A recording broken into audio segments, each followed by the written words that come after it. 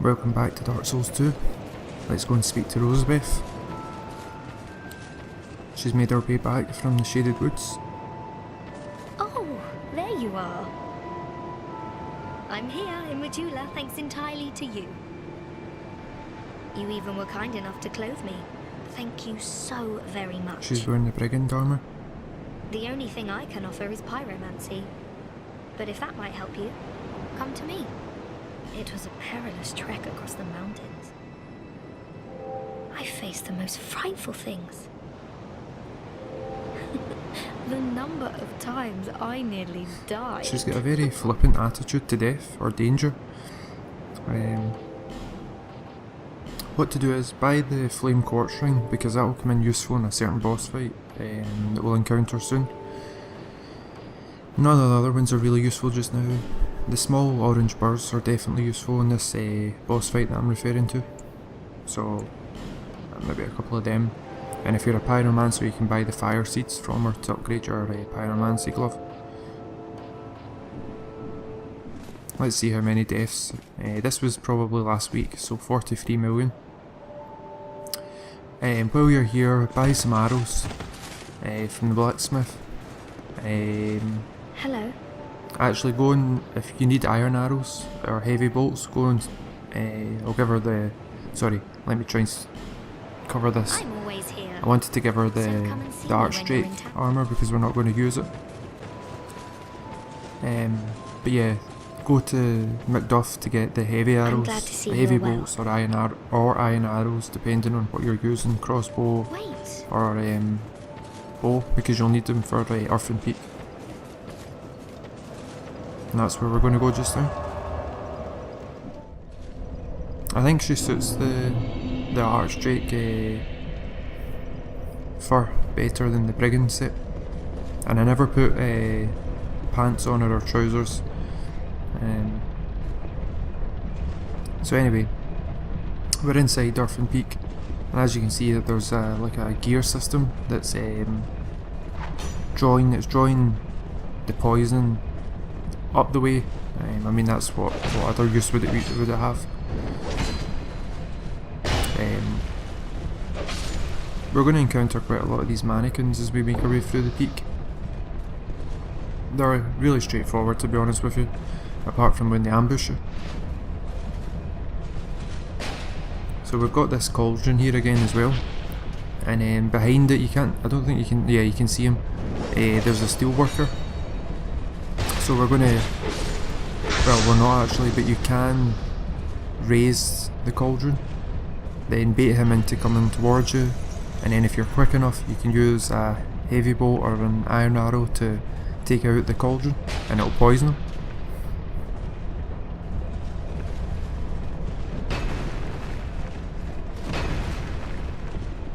There's quite a lot of returned characters in Earthen Peak and Harvest Valley. You've got these guys, Artificial Undead, Covetous Demon. Anybody else? Oh yeah, one other NPC we'll meet soon.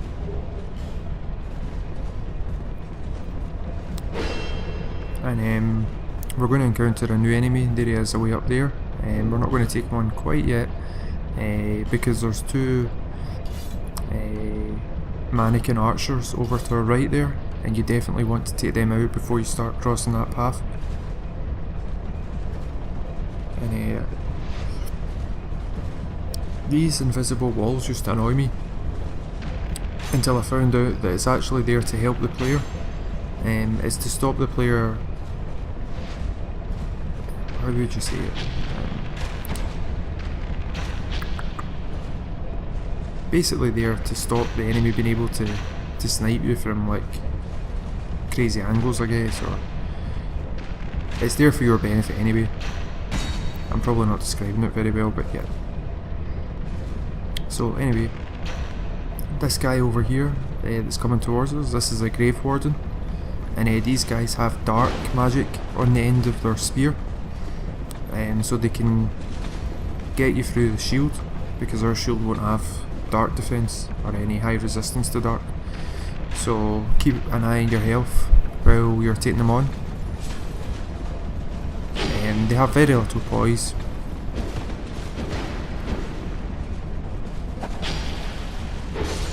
They have quite a lot of health though, I think it's about 900 health points. You can also, they drop their shield, that's usually what I find that they drop. There's a bonfire up there, we'll get to it soon. And they can drop some other things. Watch out, we have an ambush here from some agile mannequins. I love how they've got that animation, it's excellent. They also throw poison knives at you, not all of them, some of them do.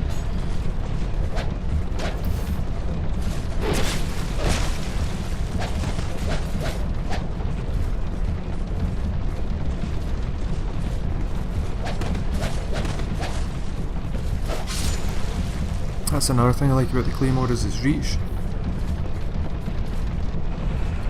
So we've got an item, this is where the archers were, the two mannequin archers. And we've got an item across there, but you can't get to it from here, you need to get to it from above. As you progress through the level, you'll get onto that platform up there, and that's how you get to it. It's actually, I think it's a bastard sword with some kind of status effect attached to it.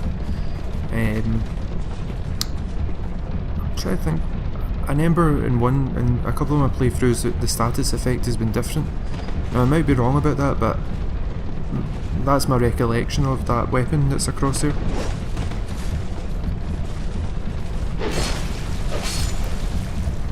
And if you come down here, I don't know why I bothered pulling that cauldron up, because there's no other enemies around here for me to drop the contents onto their head.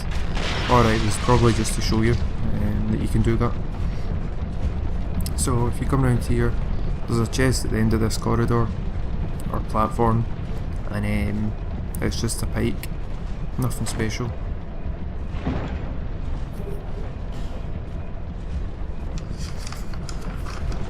And if I'm whispering, it's because I'm trying to not wake my family.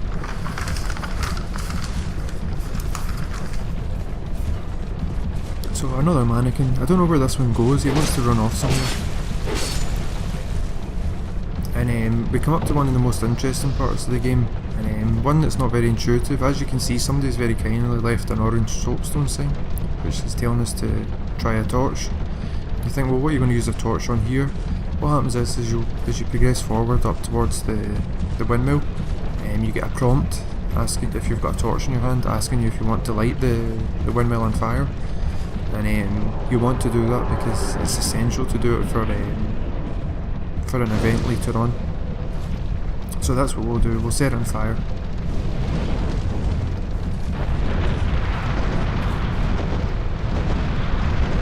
We'll be an arsonist for a while.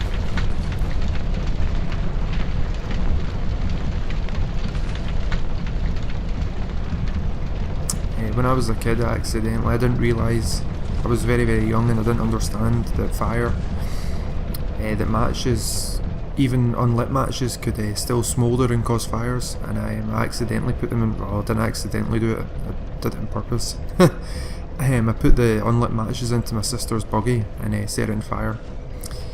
Don't worry, I haven't killed any pets or dismembered any squirrels or anything like that.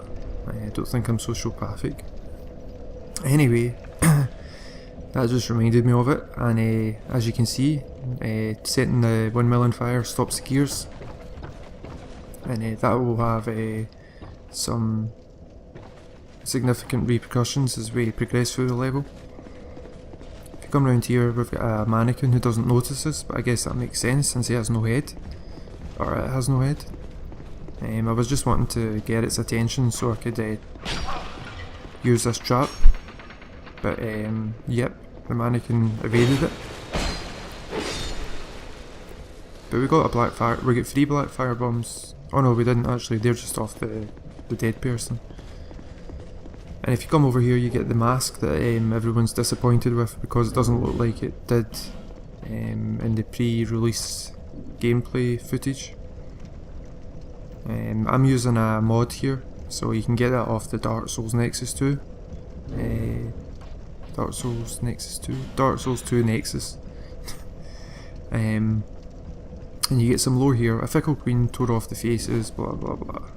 So that would be what the mannequin looks like, and I am for one glad that they don't look like that as you approach them, because that would be pretty creepy. It reminds me, do you know what the face I was thinking when I was playing through this, that face reminds me of something. And for a long time I couldn't think what it was until recently, and you'll have seen the video on YouTube of the ginger or the red haired boy who says gingers have no souls. He's like a kind of chubby wee fella.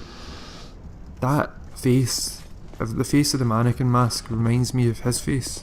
It's uncanny. Go and look at him on YouTube and then go and look at the mannequin mask. I'm sure it's modelled on him. Or not. Anyway, you can knock your way through these wooden beams. Well, whatever they are. Railings. And then pick up the simpleton spice or whatever it was we picked up there. And then come round here and we'll meet an NPC. And this is quite an important NPC. Shush. You Egypt. Egypt? Who are you calling Egypt? Quiet. I'm on the run. Don't give me away. You're a fugitive too, eh? Nope. I wonder what he's done. Yeah. Why else would you be here? It's got death written all over it. Yeah, what's his You crime? want to climb down here? What's he done? I can lend you a ladder. But, how much can you offer me? He's a cheeky, Why, yep. I'm trying to help abrupt, you, rude, horrible Have you person. no gratitude? Downright rude, really. I've got a soft heart, No. so I let you off. This once. A swindler. That must have been what Alright. that's his crime. He's a swindler. Just a moment. He's the kind of old. He's the kind of chap that would. I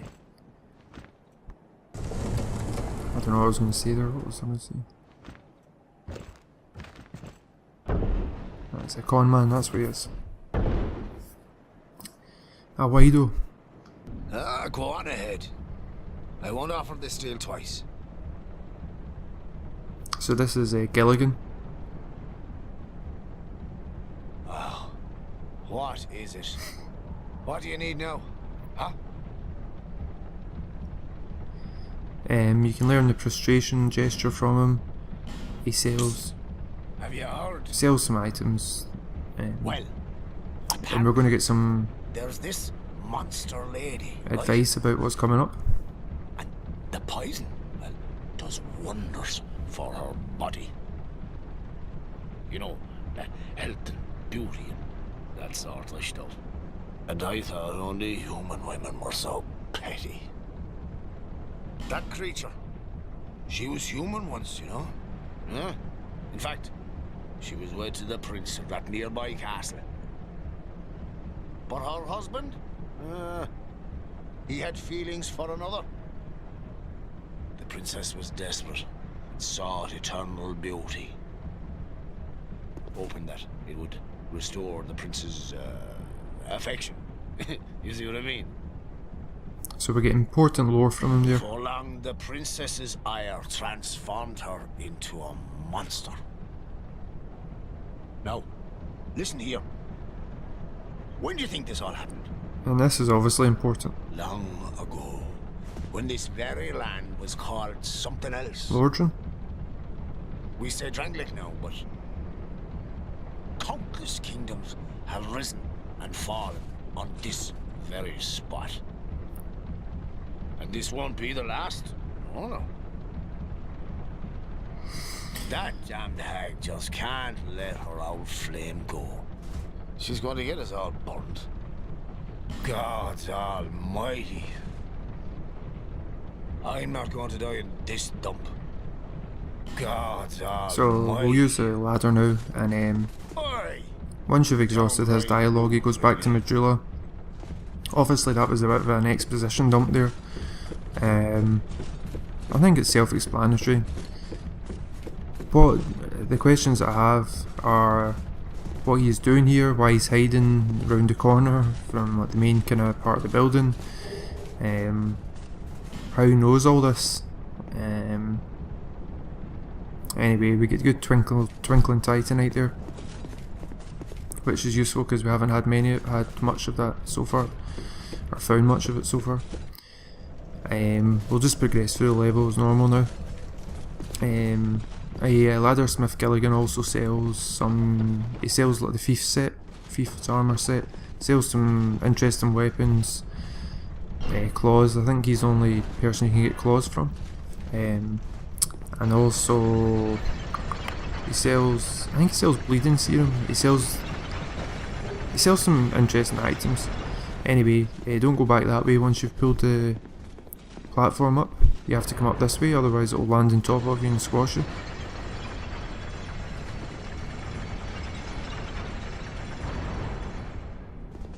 And we've got another one of these grave wardens up here.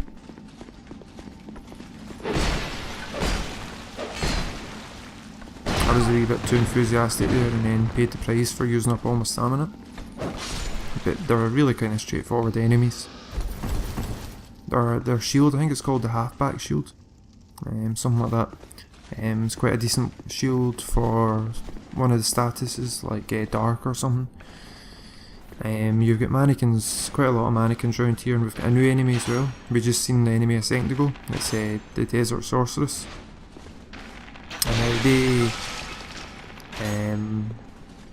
have legendary beauty apparently, and they use fireball and kind of fire orb and flame swave and things like that. So they're quite dangerous. You're kind of maybe best to take them out from range, because you'll see that a lot of them are kind of positioned near pots as well, poison pots. I think it's a mirror they're holding in their hand.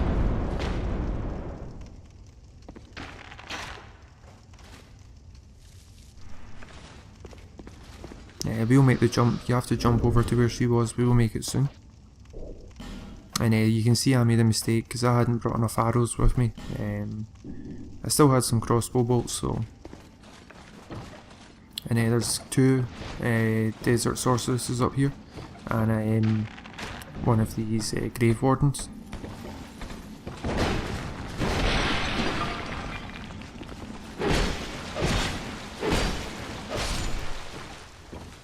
They have a chance to drop. I've already mentioned this, haven't I? Yeah, like some of their armour and the shield and whatnot. And I made a mistake here. I'd forgotten that poison pot was there. And obviously I just poisoned myself. And what's worse is the fact that she's tossing fireballs at us. And now she's aggroed, she doesn't give up easily. Or quickly. So I decided to open this without realising it's a trap. I knew it was a trap because I've been here before.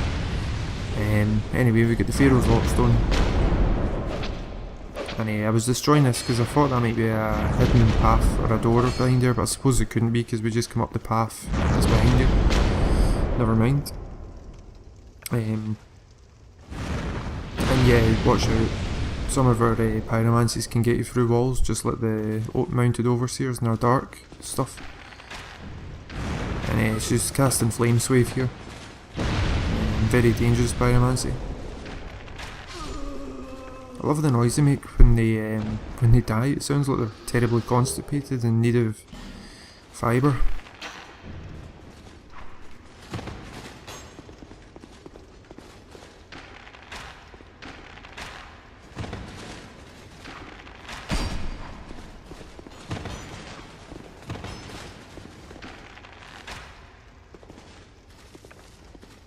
So, I guess these big blades were there to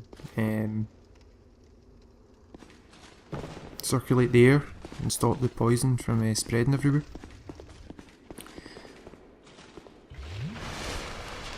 If you come down here, we'll meet an old friend. We went through a lot together.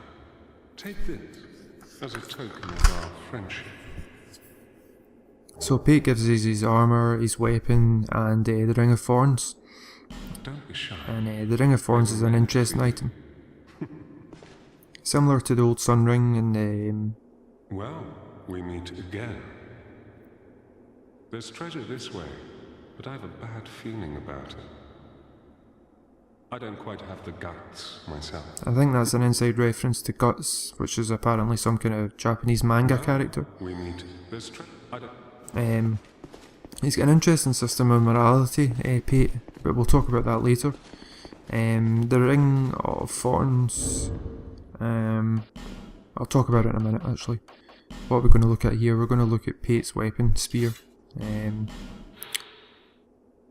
Appears very ordinary, but seems to have accumulated power over the course of countless battles. It's not advisable to stand out, and we'll come back to that later because that's an interesting statement. Yeah, apparently this ring kind of works like the traps that we get in the chest, you know, the ones where the arrows spurt out. And here we get things saying it's been something about his armour has been considerably altered. Maybe that's because for practical reasons, I don't know. And yeah, take all your armour off here, because to make this jump, you jump further and roll further when you've got less equipment load or burden or whatever it is. So yeah, take your armour off, because otherwise you might not make it across. To be honest, the items over here aren't really worth the danger that jump poses. Crimson Water and the Soul of a Brave Warrior. And then this, I find this is a scarier jump for me, because you have to kind of run onto that wee path. And then what to do is to continue Pate's quest, hit those wooden railings, and then just fall down. And when you fall down, turn around on yourself and you'll come to this chest, and it's a great heavy soul arrow. So a sorcery obviously. And this is how you get to that status effect bastard sword. You jump from here, and it might help to have something like the cat ring that you can pick up from Shalquar back at Majula. But yeah, Pate, let's talk about Pate. Well, good to see that you survived.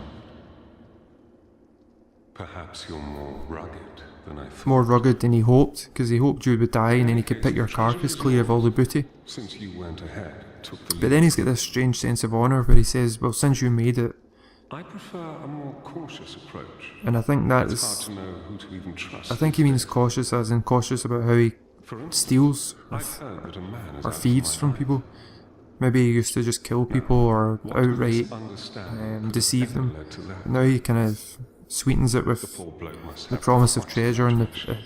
if the person makes it, he'll let you keep the treasure, which is very kind of him, because he doesn't want to take you on in a one-to-one duel.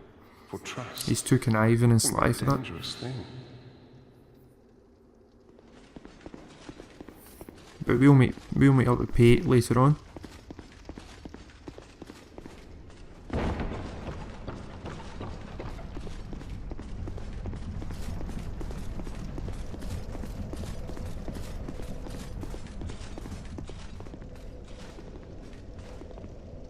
So to make your way through the level, just come up here.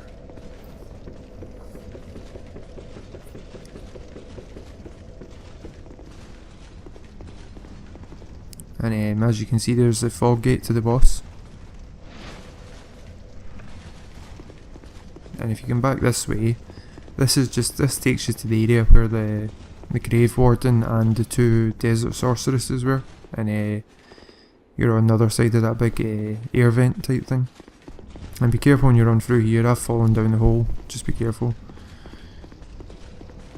And you might have seen when we picked the Twinkling Titanite up that there was a treasure further ahead, up above. And this is how you get to that treasure. It's a treasure for casters.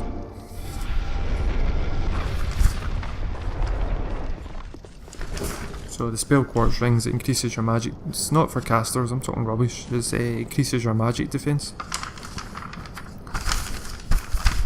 Sorry for the noise of the paper. I make notes before I create every episode, just to keep myself right, because my memory can be a wee bit spotty at times. And there's something else I was wanting to say. What was it? See, I'd written it down, see, talking about my memory. Anyway, I'll talk about what I was going to say in a second. You've got more Desert Sorceresses up here, and they're standing next to pots of poison, so use the poison pots to your advantage.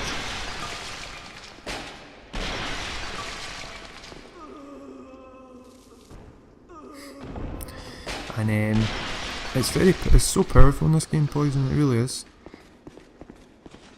You've got another grave warden up here. This one's aggroed already.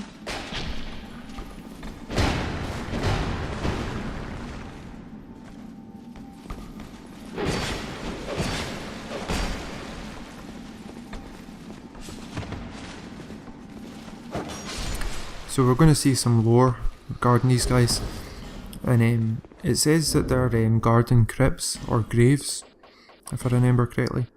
And the wardens of the crypt watch over the slumbering dead, making sure they are not awoken. But be the king or peasant, wise or dull, rich or poor, the wardens treat them with the same care. So where are these graves and crypts and whatnot? They don't seem to be around here unless I'm missing them. So these grave wardens, I assume, look out of place or seem out of place. And the desert sorceress as well seem kind of far from the desert. So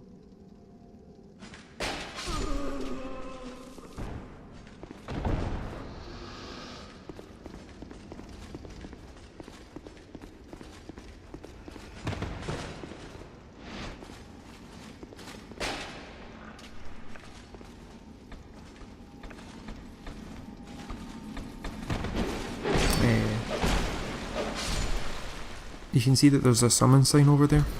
That's Jester Thomas, and you can actually summon him for the boss fight. He makes the boss fight ridiculously easy, so be wary of that.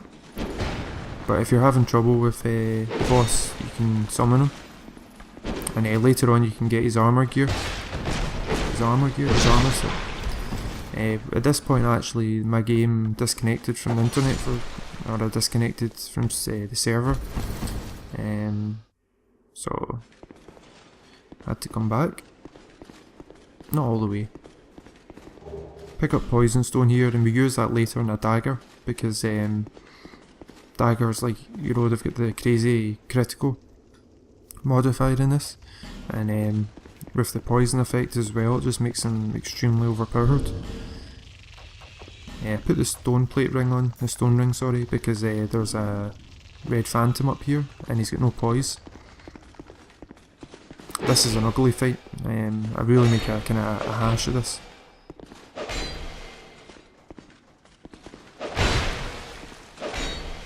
It's got loads of health though. 1720 health points, and he has a chance to drop all the sets of the brigand armor, plus 5, and he can also drop his weapon as well. I thought I'd got something good there, but it turns out that it's not really that good. And in here we're going to pick up something that you can give the crows. This is something that you could have got as your starting gift, petrified something.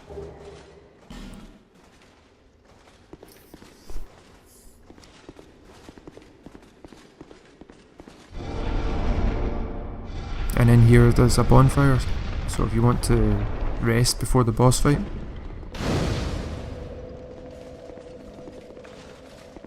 So we've got a room here full of poison pots, as you can see, and this is the reason you kind of need your iron arrows and whatnot, and that room is filled up with those poison beetles.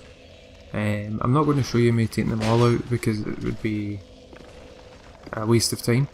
As you can see, I'm ill prepared here and I don't have enough arrows, so I actually have to use a pike or a spear to get rid of some of the poison pots. I've got enough of the kind of normal arrows left, or the bolts, but not the heavy ones.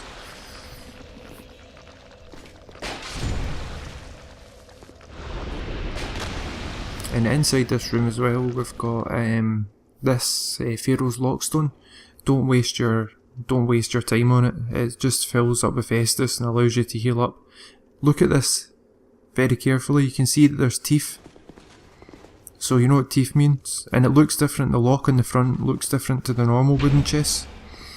And these mimics are actually, I think they're actually even more unnerving than they were in the previous game. I made a total mess of that. These mimics actually have the chance to actually spit globs of acid at you, which does durability damage on your gear, so just be wary of that if you get kind of far away from them.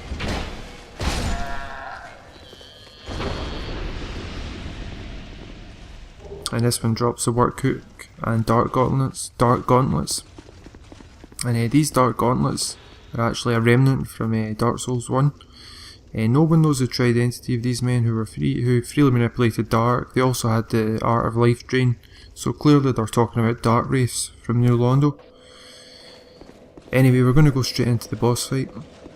This is Mytha, and she's kind of very susceptible to fire, so you can use like charcoal pine resin, fire bombs, these kind of things. She has myriad moves. She has sorceries, area of effect. I think he's really is one of the soul spears or whatever it is, soul arrow or soul ray or whatever it is. She uses her spear. She can actually throw her head at you. She can constrict you using her tail. And if you don't take the windmill out, you can see I was very badly prepared for this fight. I was over encumbered.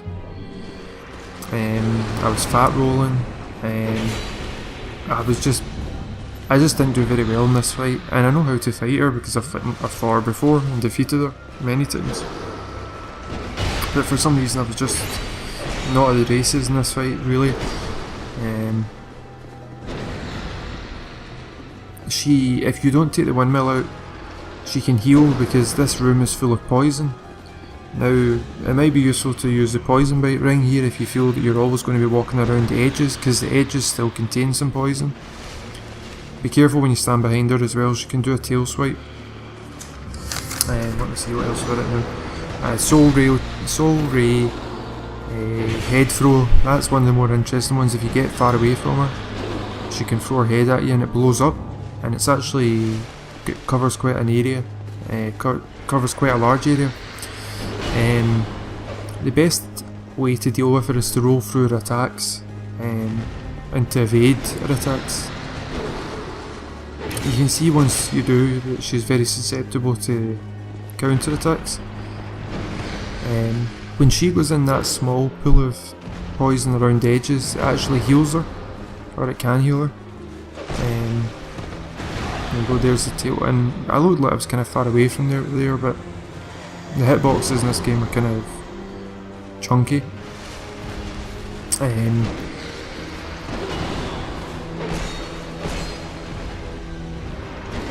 I was low in Estus as well, that was another thing. I really probably should have rested at the bonfire. My weapons are nearly out of durability. Yeah, I was just very badly prepared for this fight.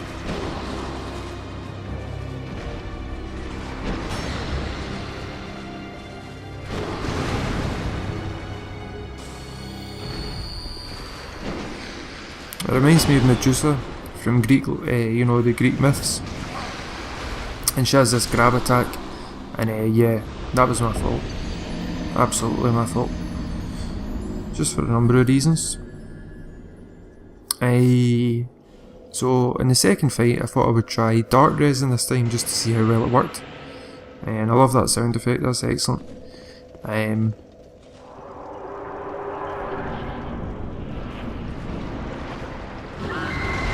I get caught by that again, kind of annoyed that that caught me twice.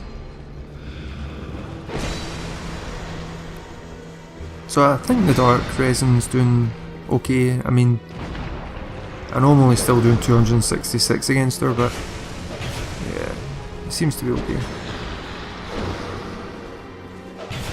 Yeah, Medusa, that's what I was saying, from Greek myths.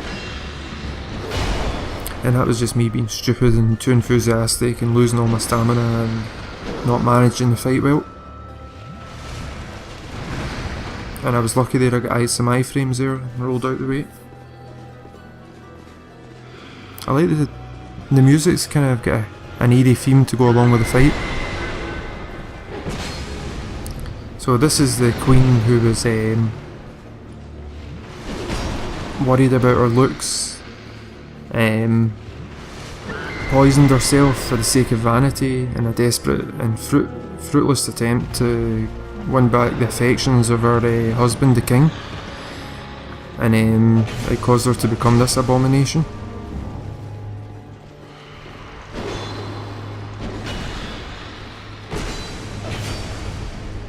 I was hoping she would actually throw her head at us in this fight, because it's just excellent, and then she dives back for it.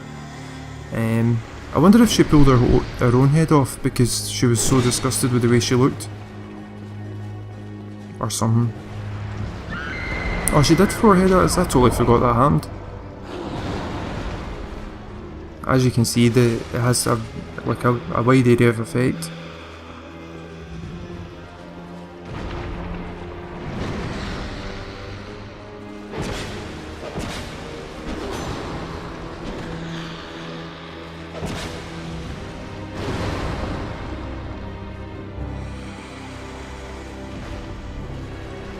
We're going to finish it off now. And we'll get a 20,000 souls. 20,000 souls. Like I say, weak to fire. If you want, you can use Jester Thomas. You can also stagger her as well, actually, if you've got a heavy enough weapon. The key... I don't think there's much interest in lore in that. Apart from the obvious. So we'll make our way now to one of the best looking areas of the game, in my opinion. Not best looking, is it best looking? Well, interesting looking, maybe that's the word to describe it. And we've got a strange geometry here, because we see when we were down in Harvest Valley that you could see Earthen Peak, and behind it you couldn't see any kind of obvious mountains that contain lava or were spewing lava. And yet when we come to the next area, you can see that it's surrounded by lava. And we're obviously ascending, we're not descending. So obviously it's above Earthen Peak. It just doesn't really make much geometric sense or geographical sense. So we enter the Iron Keep. Anyway, hope you enjoyed this episode. See you later.